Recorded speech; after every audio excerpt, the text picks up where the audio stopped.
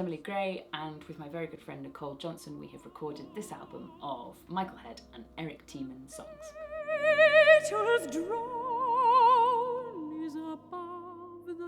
Nicole and I entered an English song competition at Trinity Laban Conservatoire of Music and Dance, which we were both attending, and I think it was in early 2017. A lady called Patricia Collins was sponsoring the English song competition, and she took her singing teacher to watch it, Dorothy Webster Thomas.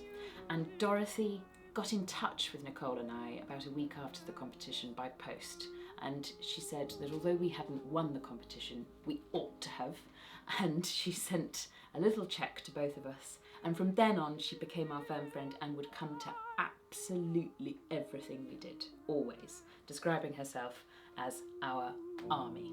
So the loveliest story is that Dorothy was she was performing in a music festival, and Eric Tiemann and Michael Head were the two adjudicators, and they really thought that she was worth her salt. And she was a young girl, she was on her own, she didn't come from a family that cared about music particularly.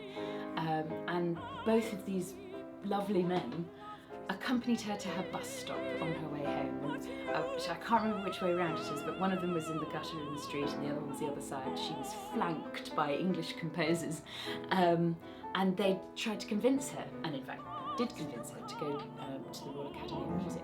So when Dorothy arrived at the Royal Academy of Music, I think Tiemann was already there, and Michael came a little bit later, and she said that he came down the stairs at the Academy. If you've ever been there, you'll know which staircase.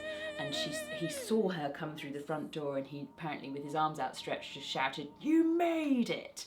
to a little 18-year-old Dorothy. Michael Head had one room in the Academy that he was always in, and if Dorothy walked past that room, he would say, "You, come in." And he was always writing songs for Boosey and Hawkes.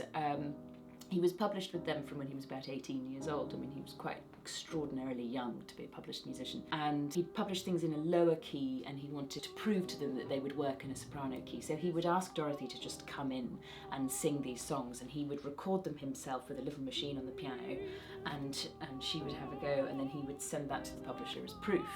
And he wrote the 3 sacred songs, I think, with her in mind.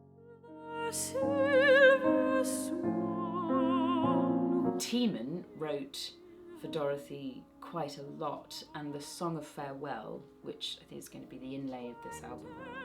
The Song of Farewell is one of the last pieces he wrote, and he didn't tell Dorothy, although they remained friends right up until he died, and she visited Tiemann and his wife regularly as a sort of daughter figure, and he didn't tell her that he was dying, but he did give her this song.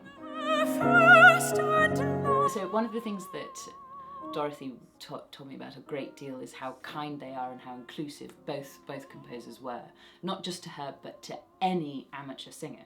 So a lot of their writing is for the amateur singer. It's for professionals, and it's incredibly beautifully crafted, and it's worthy music, but it's accessible for everybody, and they really wanted to get as many people interested in singing as possible.